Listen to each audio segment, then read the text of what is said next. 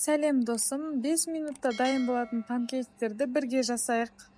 Ең алдымен құрғақ ыдысқа 3 жұмыртқаны жарып, үстіне 3 ас қасық шекер салып, венчиктің көмегімен шекері ерігенше жақсылап араластыратын боламыз. Кейін 170 грамм сүт пен 60 грамм ерітілген сары майды құйып, тағы да араластырамыз.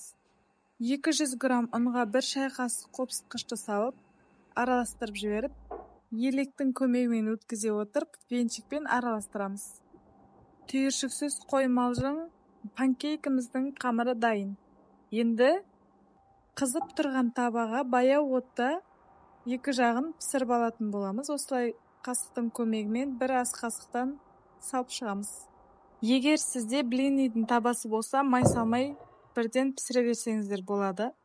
1 минут күтіп, осылай бетіне көбіктер шыға бастаған сәттен бастап келесі бетіне аударатын боламыз.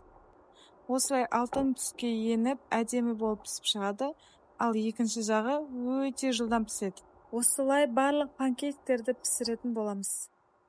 Көріп тұрғандарыңыздай 5 минуттың ішінде панкейктеріміз дайын болды. Ал сіз жасап үлгердіңіз бе? Дәл осылай жасап көріңіз. Ұнаса лайк басып, пікір қалдырып, арнаға жазылуды ұмытпаңыз. Баршаңызға ас болсын.